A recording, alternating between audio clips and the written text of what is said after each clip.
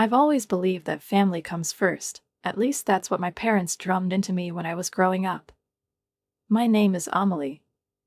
I'm 32 years old, and I've spent most of my adult life working my way through the corporate hierarchy at a technology company in Denver. Working in marketing, I have long been accustomed to a competitive environment, to the need to be better, faster, and more productive. 5 years ago, despite financial difficulties, I decided to buy my own apartment. It was a difficult decision that required huge monthly mortgage payments, but I managed. Last month has changed a lot.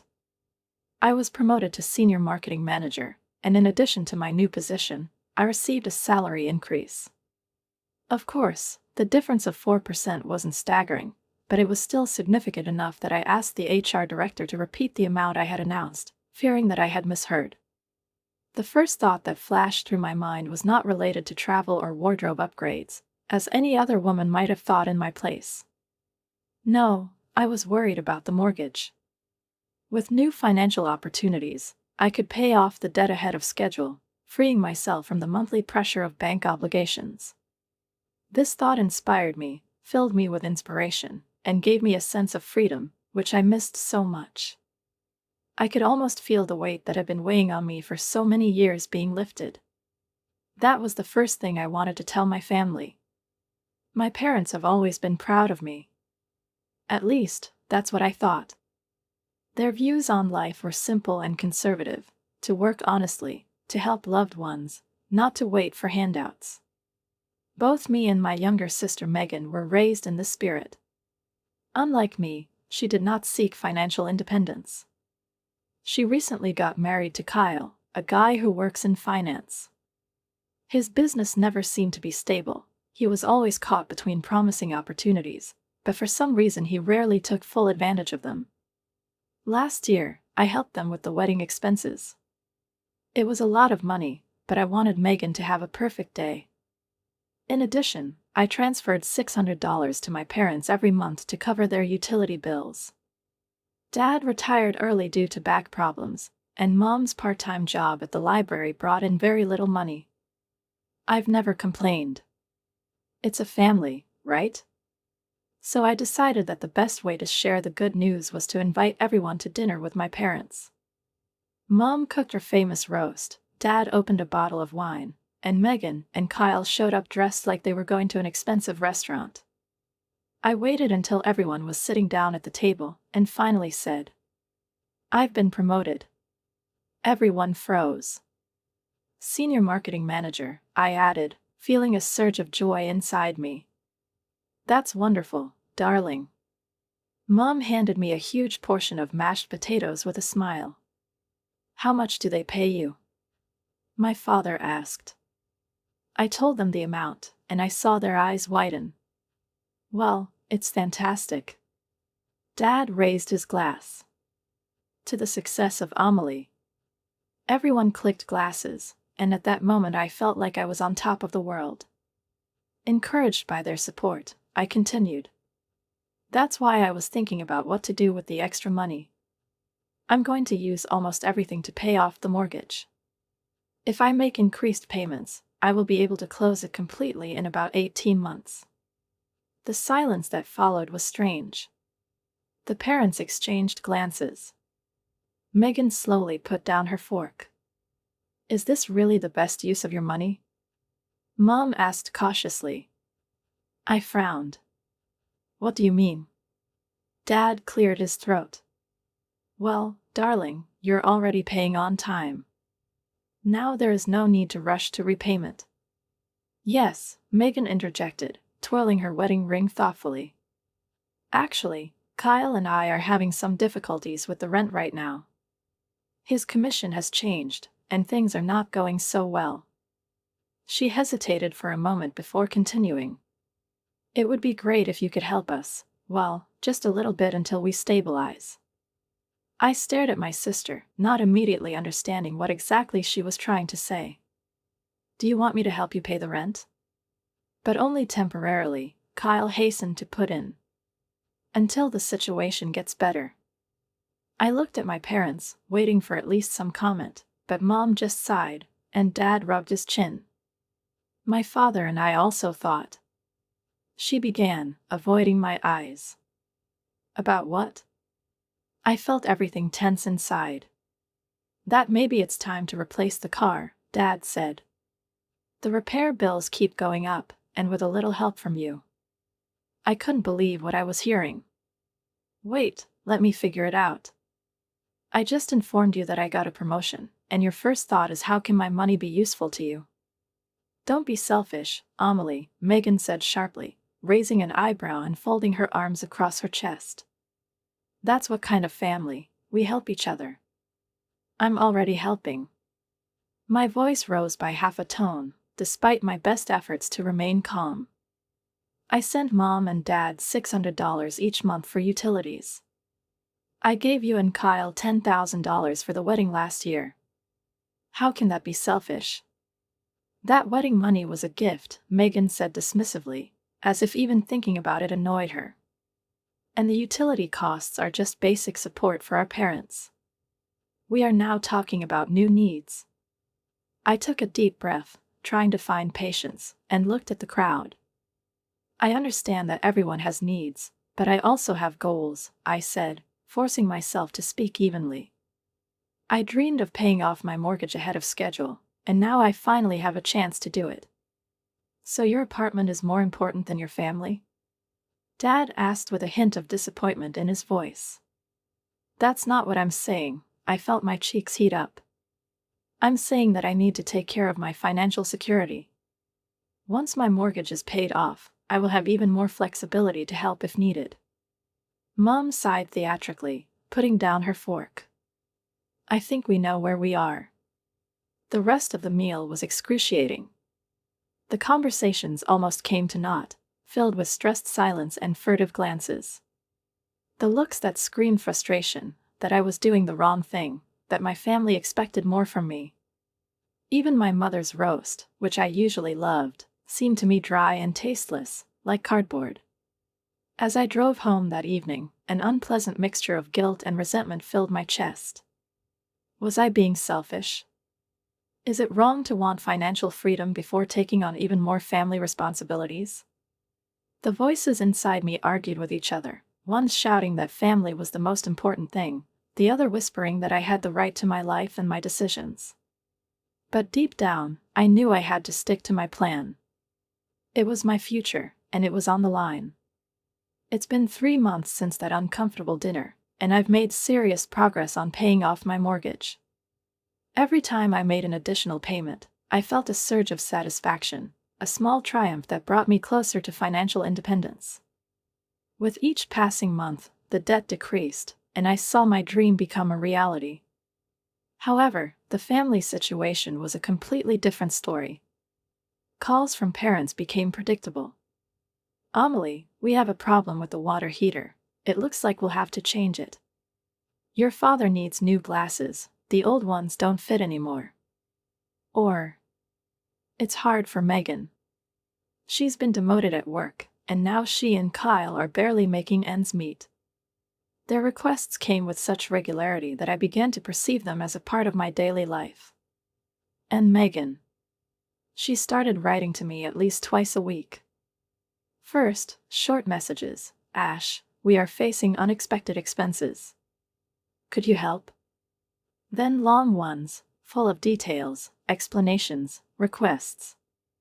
She complained that their rent was too high, that Kayla's commission payments were delayed, and that the bills were growing faster than their incomes. And every time I received such messages, I sent money. Part of me felt obligated. After all, I could really help. The other part hoped that if I was generous, my family would see how hard I was trying, how much I cared. That they would acknowledge it, that they would be grateful. But it didn't happen. The thanks were getting shorter. Thanks, Ash, you helped us out. It helped a lot, thank you. And then, just, did you send it? The requests became more frequent and more insistent. They no longer sounded like requests, but rather like expectations, as something self-evident. I felt the boundaries between my financial independence and their needs blurring, as my money ceased to be my money and became a resource available at any moment. It was as if my help had ceased to be of value and turned into a commitment. One evening, my phone vibrated with a text message from Megan. "My birthday is this Saturday at Kyle's mom's house at 6 p.m. Bring a nice present. Address, 1542 Oakwood Lane." I reread the message several times, considering its tone. No hint of friendliness, just a statement of facts and a demand. However, I thought it might be a chance to establish a relationship, especially considering that I was practically unfamiliar with many members of Kyle's family. Our only meeting took place at Megan's wedding a year ago. His mother, Barbara, had a reputation for being a picky woman, which, translated from Megan's diplomatic language, meant a judgmental and controlling nature. I spent my lunch break that Friday darting between the shops in search of the perfect gift for my sister, until I remembered the designer handbag she had been eyeing for the past few months. It cost almost $500, which was a significant amount, but I wanted to show that I didn't feel any hard feelings and make a good impression, hoping that maybe this gesture would melt the ice between us. Saturday came, and I drove up to a large colonial-style house in a prestigious area, already feeling a little anxious from the threshold. Cars lined the street, giving the impression that the gathering would be much larger than I expected. I clutched the gift bag in my hands, took a deep breath, and rang the doorbell. It was opened by an elderly woman with sharp features, stern eyes, and perfect posture.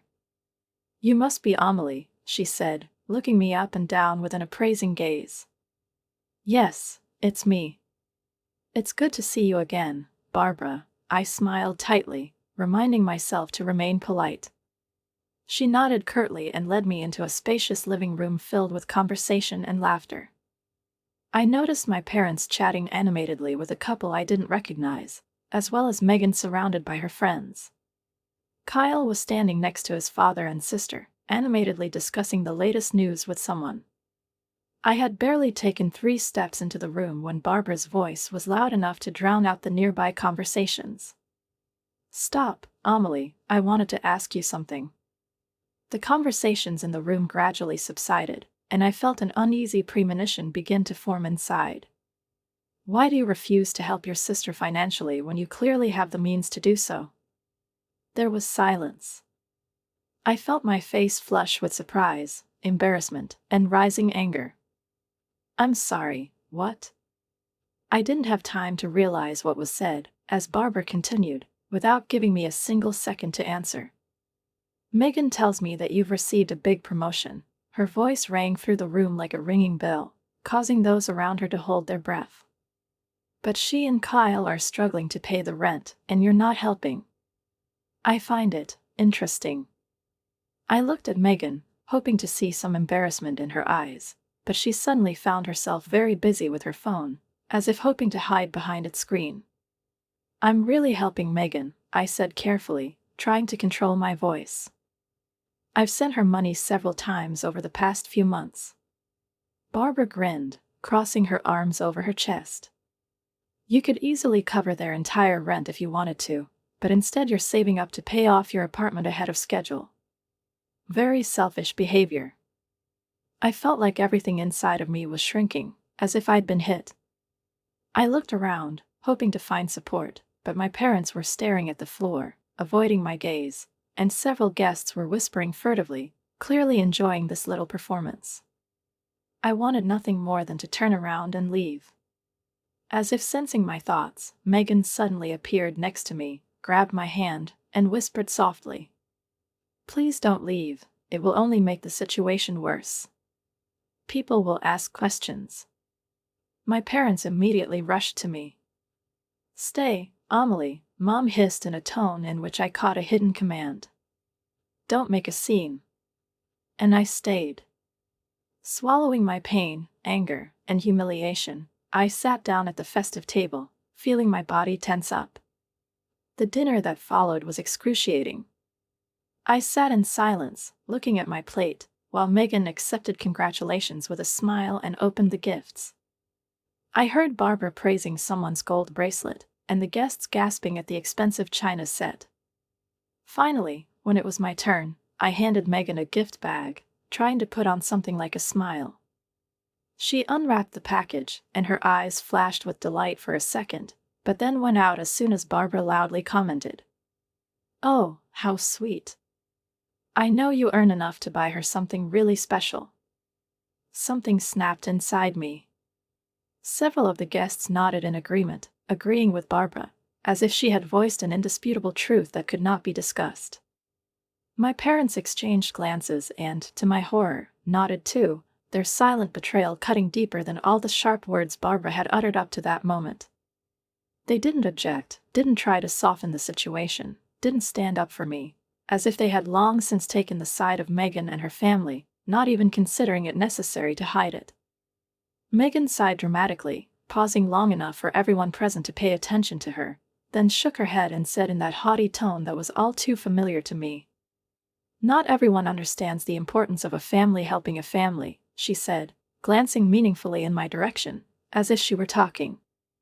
Not with me, but with the audience, waiting for sympathetic nods and looks of support from the guests. I sat there, stunned by their collective audacity, this absurd unanimity with which I was being turned into a soulless person, an egotist who could be publicly shamed without fear of a retaliatory word or the slightest resistance. It was as if I had been declared guilty without trial, and no one even thought to ask me what I thought about it. For the next hour, I hardly spoke, just ate my food absently, answering in monosyllables when I was addressed, avoiding eye contact and catching furtive glances at myself. Barbara, pleased with the effect, switched to discussing new investment opportunities. Megan was laughing animatedly in the company of her friends, and Kyle was having a conversation with a table neighbor about something that had nothing to do with me. As soon as the first opportunity appeared, without attracting attention, I got up from the table, carefully put down my napkin and, step by step, restraining the urge to break into a run, headed for the front door. No one stopped me, no one even noticed how I slipped out of the house, closing the door behind me, as if I had never been here. As I drove home, gripping the steering wheel until my knuckles turned white, tears of anger and pain blurred my vision, and I forced myself to breathe deeply so as not to burst into tears right behind the wheel. I didn't understand what caused me the most pain, the humiliation I was subjected to, or the realization that my own family had allowed it so easily. The days passed, one after the other, but no one called, no one apologized. Not Megan, not my parents, and certainly not Barbara. It's like this whole humiliating experience never happened, like I made up this nightmare for myself. But he was. And I couldn't stop thinking about him, replaying that evening over and over in my head, analyzing every look, every phrase, every silence that spoke louder than any words. The following Sunday, my parents invited me to their usual family dinner. I almost refused, but something inside me decided that this was an opportunity to clarify the situation, to express what had been sitting in me for so long, corroding me from the inside out.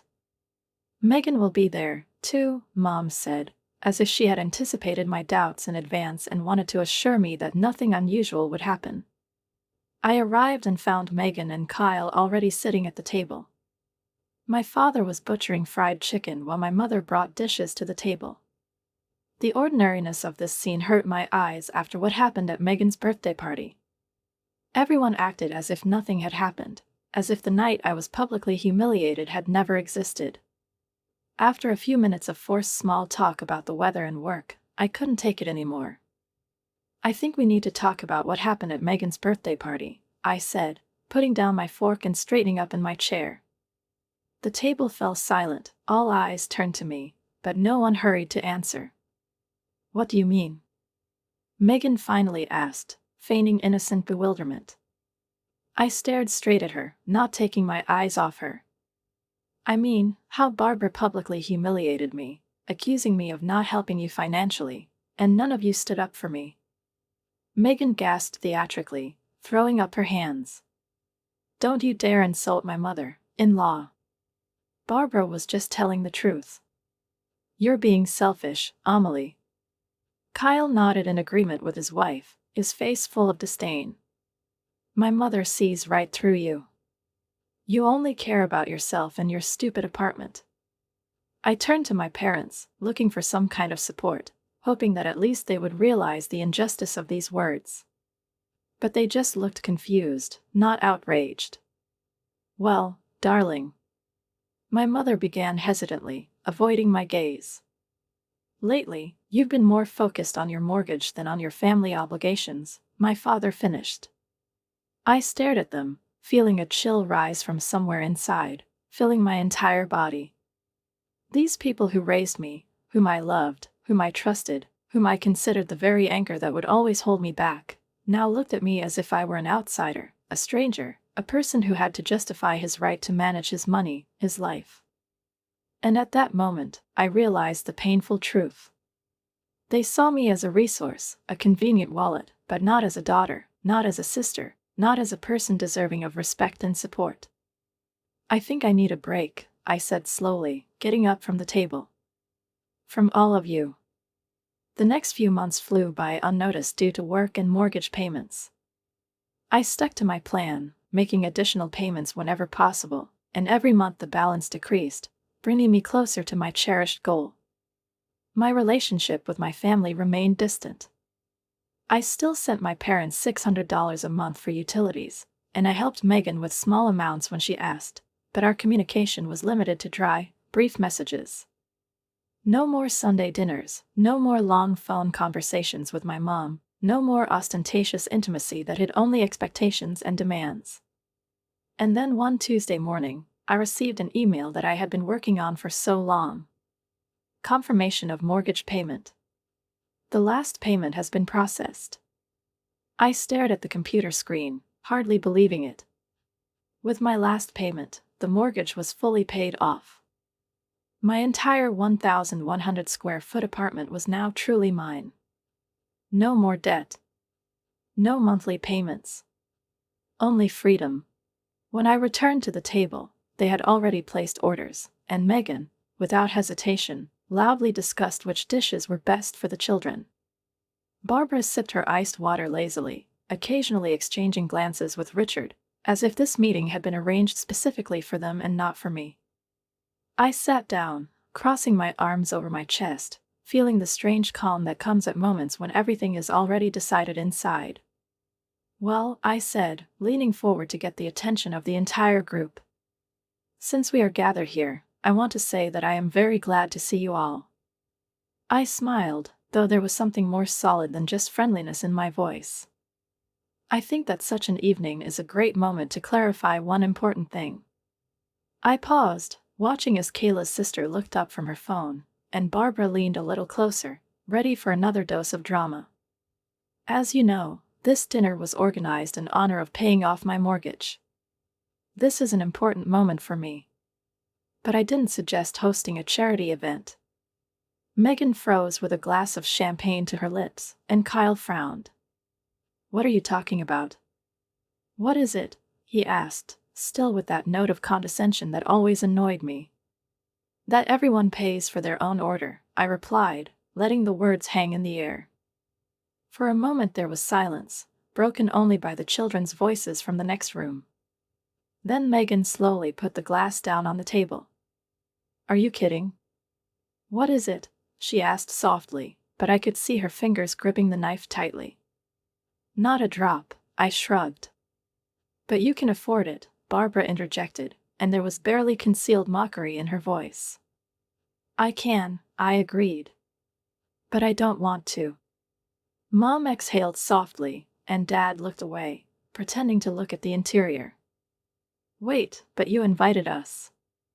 Kayla's sister protested, abruptly lowering the menu. That means you're paying. I said, I invited you to dinner. Not to a free banquet. What happened to you? Megan blurted out, looking at me with genuine indignation. I looked at her and suddenly realized that this was not just a moody sister, but a person who always took my help for granted, never wondering why I should do it at all. With me? I asked, leaning closer. I'm fine.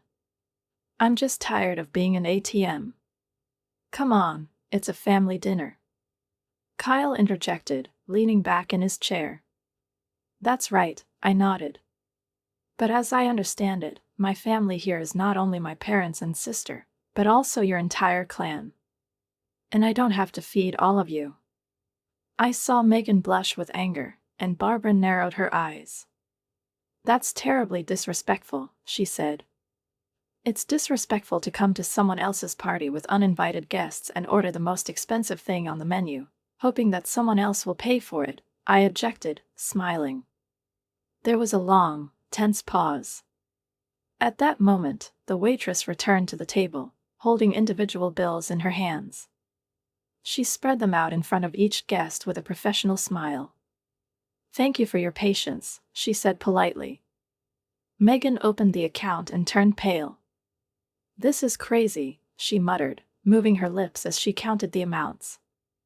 "This is reality," I corrected, taking my check. Barbara swore softly, and Kyle's sister whispered something to her husband.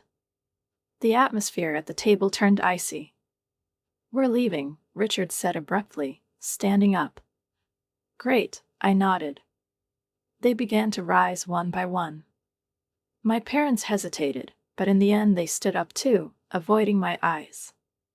Megan stayed the longest, looking at me with an expression as if she had really seen me for the first time. "You've changed," she said at last. "Yes," I agreed. "And I like it." She pursed her lips, turned around, and followed the others. I was left sitting alone at a large table, devastated just like my relationship with these people. But instead of bitterness, I felt something else. Liberation. I scrolled through the screen, watching notifications flash one after another, rereading short but angry messages that, despite their different tones, essentially repeated the same thing. How could I do this? How could I leave my family in such a humiliating position? Am I not ashamed? Because I knew they didn't have that much money, because I should have realized that it was a sign of trust, an expectation of help that I had cruelly betrayed. Megan wrote long, furious tirades, moving from accusations to reproaches, from insults to desperate pleas, while the messages from her mother were shorter, drier, but in some ways even heavier, just a few words filled with reproach and disappointment, as if by this act I had crossed out everything that had been between us before. I took a deep breath and closed my eyes, trying to feel at least a shadow of remorse, regret, pity, but inside there was only silence, calm, even liberating, such as I had not felt for a long time. How many times have I allowed them to take advantage of my kindness, justifying it by saying that this is what the family does? How many times have I paid, closed my eyes, caved in, gagged myself just to avoid a scene, just not to be the one who ruins the illusion of family unity? But now everything has changed. I calmly got up, went to the kitchen, turned on the coffee machine, and while the dark, thick liquid slowly filled the cup, I put my phone on speaker and dialed my mother's number. She answered almost immediately, and there was weariness and irritation in her voice. "You decided to call me back after all," she said without greeting. "Yes," I lifted the cup, savoring the aroma.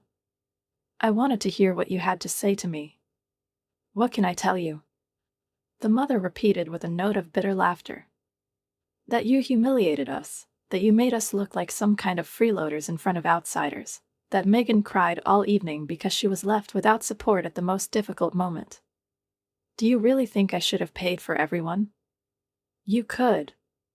It's not even that much for you, but it's a lot of money for us."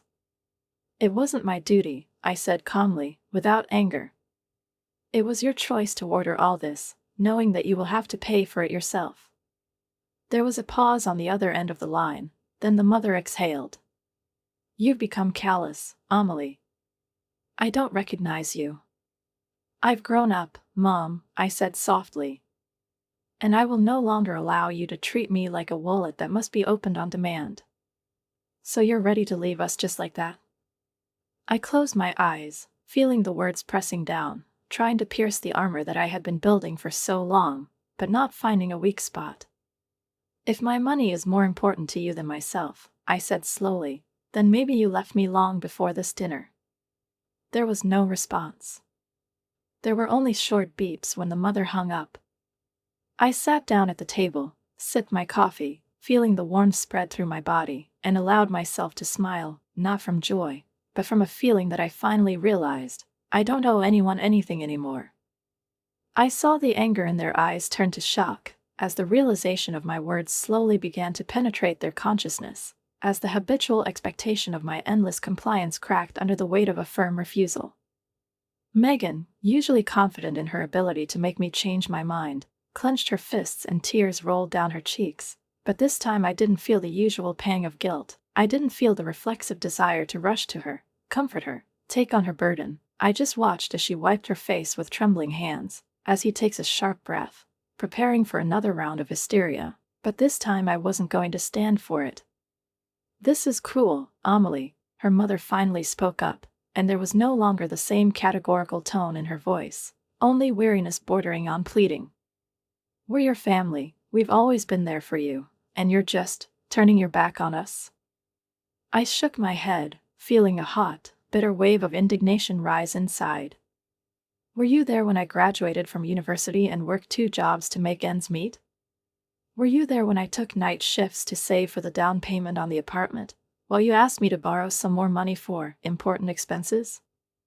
Were you there for me when I had to deny myself vacations, new things, and basic comfort because you always had a new urgent need?" I took a step forward, and they unconsciously, as if under pressure, stepped back. "You weren't there, you just took and took and took because you knew I wouldn't refuse. Because I was not a daughter or a sister to you, but a convenient source of money. It's not fair." Megan exploded, but there was fear in her voice, not outrage. The fear of the truth that she could no longer ignore. "We counted on you because you could help. Because you have money, but we don't. I have money because I worked. Because I was saving. Because I planned it.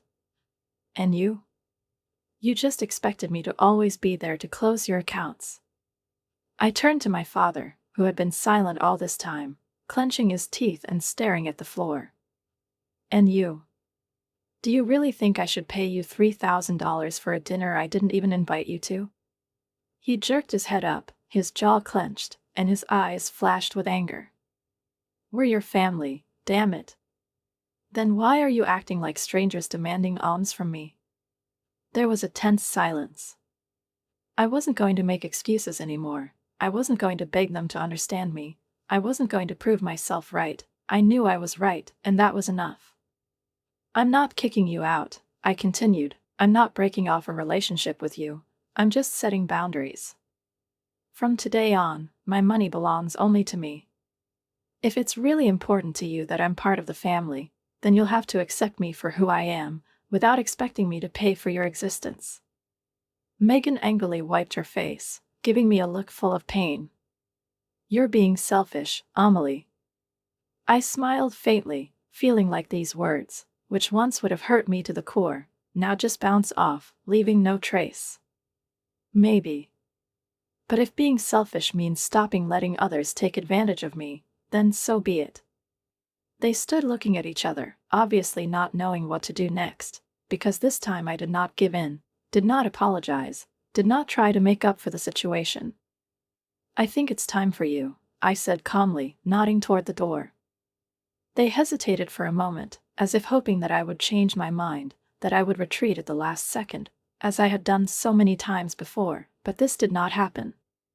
My father turned around first and, without saying a word, headed for the exit. My mother followed him, giving me a hard, disappointed look, and Megan paused for a moment, opened her mouth as if she wanted to say something else, but then abruptly turned away and hurried after them. The door closed, and I was left alone. I took a deep breath, allowing myself to enjoy this moment, a moment of liberation. I went to the door and, holding it open, looked at them expectantly, giving them one last chance to leave with dignity, but judging by the expressions on their faces, they did not think to retreat. My mother's lips tightened into a thin line, my father crossed his arms over his chest, and Megan was sprawled out on my couch, stretching her legs out and pointedly staring at the wall, as if to show that she wasn't going anywhere. "I think it's time for you to leave," I said in a flat voice, showing neither annoyance nor anger, just cold determination. "We're not going anywhere until you agree to pay us," Megan said, not even turning to me, as if her presence in my house was a given that could not be discussed. I nodded slowly, as if considering her words, But in fact, I had already made up my mind. Either you leave voluntarily, or I'll call the police and report intruders in my house, I said calmly, taking my phone out of my pocket. Your choice. It worked better than any scream. My father jerked, my mother raised her hand to her chest as if I had just swung at her, and Megan abruptly turned to me with an expression of shock and disbelief on her face. Would you? She began, but I had already unlocked my phone, defiantly scrolling through my contacts. Try me. It was only a few seconds, but it seemed like an eternity.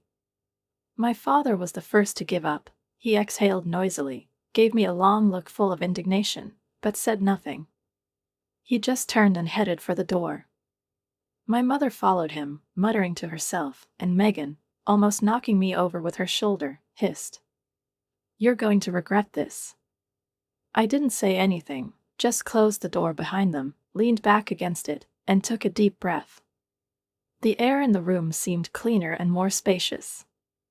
I immediately blocked their numbers on my phone, not giving myself a chance to change my mind. Then, feeling a strange lightness rise in her chest, she went to the kitchen, took out a glass, filled it with wine and slowly lifted it into the air, as if making a toast. To my new beginning, I whispered, smiling to myself, without financial manipulation from the people who should have been my biggest supporters. Weeks passed, then months, and I was surprised to find that my life had found a harmony that I didn't even know I was striving for. Sometimes I've heard from mutual friends that my parents and Megan continue to spread unflattering rumors about me, calling me an egotist, greedy, ungrateful daughter and sister, but to my own surprise, it no longer affected me the way it used to. Their words lost their power over me because I knew the truth. I hadn't abandoned my family, I just stopped letting them use me.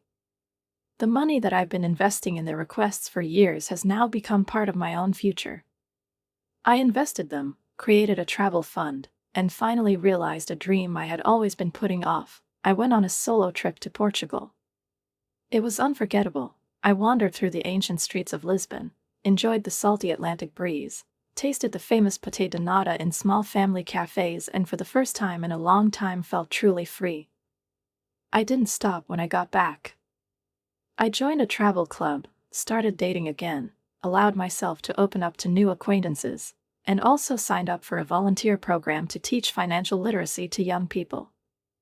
I was pleased to think that I could help someone avoid mistakes that cost me dearly. One evening, returning home from a volunteer session, I unexpectedly ran into Susan, an old friend of my mother's, at the grocery store. She smiled warmly, hugged me, as if we hadn't seen each other for several years, but only a couple of days, and, looking straight into my eyes, said with a slight note of sympathy in her voice, "Amelie, it's been a long time. I've heard that your relationship with your family is strained right now." I nodded, bracing myself for a lecture on family loyalty, but Susan suddenly surprised me. "Your mother tells everyone that you left them," she continued, "but I've known your parents for 30 years, and they always expected others to solve their problems." She squeezed my hand, making it clear that her words were not just a polite comment, but a real recognition that I was not mistaken. "Well done for setting boundaries," she added, and then, with a slight nod, she headed for the ticket counters, leaving me standing in the middle of the aisle with the feeling that her short words were the confirmation I needed. A week later, I found a letter from Megan in my inbox. Not an email, not a message, but a real, handwritten letter. I froze, holding it in my hands, torn between the desire to throw it away unopened and curiosity. Eventually, I opened it. "Amelie," the letter began. "Kyle and I are getting divorced. His mother convinced him that I wasn't good enough for their family. It's ironic, isn't it? I've been thinking about how I treated you, how we all treated you. I won't ask for money, but I'd like to talk. Someday. Megan." I folded the letter and put it in my desk drawer, feeling a strange mixture of relief and sadness. Maybe one day we will be able to restore our relationship, but now it should be based on mutual respect, not on financial dependence. As for my parents, I heard that they moved to a smaller house that they could afford with their income. Part of me felt guilty, but most of me was relieved. They finally took responsibility for their lives. And I, for the first time in a long time, lived my own.